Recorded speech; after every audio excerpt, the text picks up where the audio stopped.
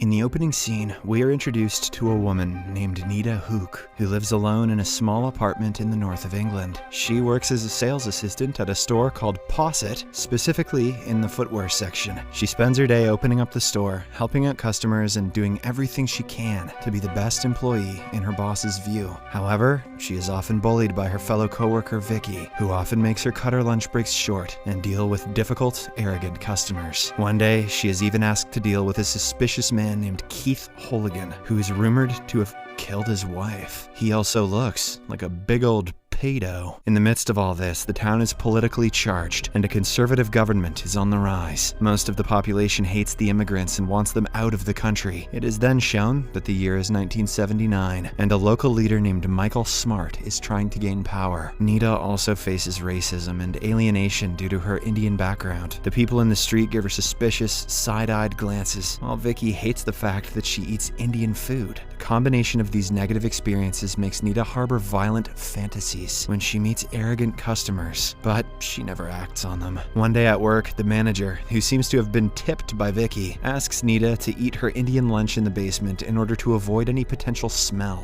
Nita innocently complies and heads to the basement during her lunch break. There, she stumbles upon a collection of old newspaper clippings detailing various tragic events. Among these clippings, she discovers a peculiar stone with an engraved symbol. When she proceeds to pick up the stone, she accidentally cuts her finger, smearing blood on it. Regardless, she secretly stuffs the stone in her pocket before leaving the basement. Later, back at her home, Nita takes the stone in her hand. To her astonishment, she hears a voice coming from the stone. The voice introduces itself as a demon named Gap and reveals that the stone she is holding is a powerful talisman. The demon tells her that by inadvertently marking the talisman with her blood, Nita has become bound to a chilling obligation to carry out 3 human sacrifices, or else the world will meet its end. As expected, Nita doesn't believe all of this, but the next second, the demon takes on a terrifying physical form, scaring the life out of her. When she continues screaming, Gap transforms into Nita's favorite singer from the band Boney M. Nita is unable to believe her own eyes, but Gap goes on to say that they must execute 1 person per day in order to prevent the impending apocalypse. Overwhelmed and uncertain, Nita initially considers the entire situation to be a mere hallucination and tries to ignore the entity's demands. However, Gap removes her doubts by revealing a glimpse of a world in ruins with a simple snap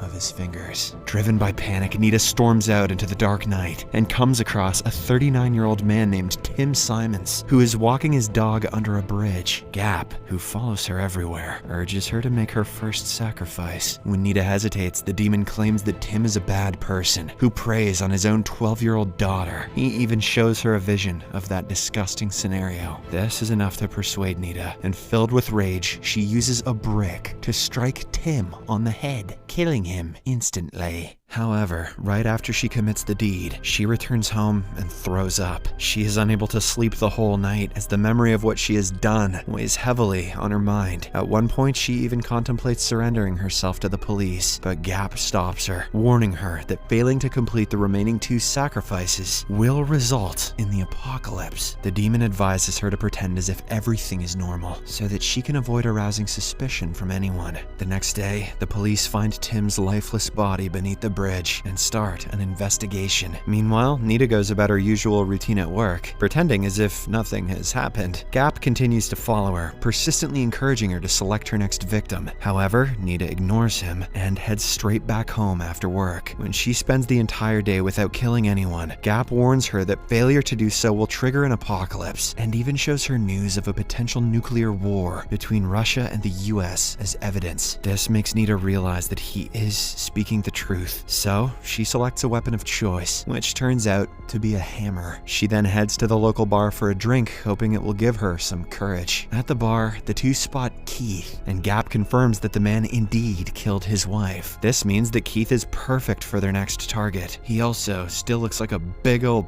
pedo. Meanwhile, the bartender and a barmaid notices something amiss about Nita, as she appears to be talking to herself, unaware that she's communicating with Gap. A short while later, Nita follows Keith out of the bar and approaches him, who then invites her to his place. As soon as they arrive, Nita takes out the hammer from her bag and gets ready to kill him. But just then, a scared Keith confesses that he is a bad person and that he feels guilty about everything he did. Despite this revelation, Nita, with only 6 minutes until midnight, strikes Keith in the head repeatedly until he dies. Later, as she is about to leave the house, Keith's brother Chris enters and notices Nita with her blood-stained jacket. In an attempt to erase all evidence, Nita ends up getting in a scuffle with Chris and stabs him fatally with a kitchen knife. Upon returning home, Nita is racked with guilt, because this time, she killed an innocent person. Nonetheless, Gap insists she must move on from the incident as her assignment of killing 3 people is now fulfilled. But, surprisingly, the talisman's symbol still indicates that the apocalypse has not been averted. Perplexed, Gap contacts his higher authorities to inquire, only to learn that Keith's death does not count towards the ritual's completion because they can't kill murderers as part of the ritual. It means that Nita must still take one more life to fulfill her task. This infuriates Nita, and she puts the blame on Gap, also claiming that she won't carry out any more murders. However, the demon admits that he wasn't aware of all this. Furthermore, he reveals that not completing the task would make him fail his initiation, and he'd be banished to oblivion forever. Hearing this, Nita empathizes with Gap's situation, feeling a connection as an immigrant who struggles to find a sense of belonging, particularly after her mother's passing. Hence, she reluctantly agrees to undertake her final task, and together, they seek to determine their last victim. While at work the next day, Nita and Gap plan to target Vicky, who consistently mistreats her. Just then, Tim's grieving wife and daughter walk into the store to buy a pair of funeral shoes. While serving them, Nita feels very bad for the little girl, but Gap consoles her, saying that her actions have saved Tim's daughter from a future of misery. Later on, as Gap is pushing Nita to choose between killing Vicky and her boss, the local political leader, Michael Smart, enters. Following this, the boss calls out to Vicky as the best employee and asks her to serve Michael. As the two talk, Nita learns that Michael is a racist individual who absolutely hates immigrants. He promises to remove all of them from the country once he comes into power. Enraged, Nita changes her target to Michael and asks Gap to show her his future. As he does, Nita learns that Michael will be creating a complete destruction of the world by declaring war in the future. Gap pleads with her to select a different target, claiming that his superiors won't be happy with the sacrifice of Michael, but Nita has already made up her mind. She then leaves the store, taking a red leather jacket she'd been eyeing for a long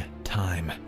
Now she kinda looks like a pedo herself. On the other hand, a team of police officers led by Len Fisher is investigating the initial murder. As they struggle to solve the first case, they come across the deceased bodies of Keith and Chris. Upon investigating further, they learn that Keith was at a local bar the previous night, prompting them to head towards the site. The bartender tells them that he saw an Indian girl acting weirdly, referring to Nita. In addition, the barmaid also discloses that Nita drank 2 glasses of alcohol alone, and on top of that, she was muttering to herself. Later in the evening, Len visits Nita's residence to conduct a formal inquiry. He questions her about Keith and whether she saw him at the bar the night before. Cleverly, Nita pretends that she does not know Keith and has never heard of that name before. With this response, she manages to dismiss the police officer. After Len leaves the house, she goes back to Gap and continues planning Michael's murder. A few hours before midnight, Nita and Gap drive to the town hall where Michael is giving a speech and wait for him outside. Unbeknownst to them, Len, who is still suspicious of Nita, follows her to the town hall. As Michael walks out of the hall and starts driving away, Nita pursues him. While pursuing Michael's car, she notices Len through her mirror, but she manages to shake him off her tail when they pass through a closed railway crossing. After a little bit of a car chase, Nita hits Michael's car, causing him to lose control and skidding him off the road before hitting a tree. Although injured, Michael survives the accident. Seeing this, Nita retrieves her hammer from her car and walks towards Michael with the intention of killing him. However, before she can do so, Len arrives at the scene and intervenes, preventing her from carrying out the gruesome acts. After this, Nita is handcuffed and taken into custody. At the police station, Nita confesses everything, including the existence of the demon Gap and the dire consequences she was told would occur if she didn't fulfill the killings. She explains how she believed that not carrying out the murders would trigger a nuclear war, causing global devastation. However, this only makes her look look like she's mentally unstable. As the minutes count down and the clock strikes midnight, an eerie silence envelops the surroundings for a brief moment. Suddenly, the air raid sirens outside begin to blare, prompting all the officers to rush out to investigate. To their utter shock, they discover that Nita's grim prediction has come true. The world is under nuclear attack. Meanwhile, Gap appears before Nita once again. Now that they are unable to complete the sacrifice, the demon will be banished into eternal oblivion. As a result, Gap offers her to accompany him in eternal oblivion, which Nita agrees to after a while of deliberating. In the final scene, Gap and Nita exchange glances as they walk away together while the world burns behind them.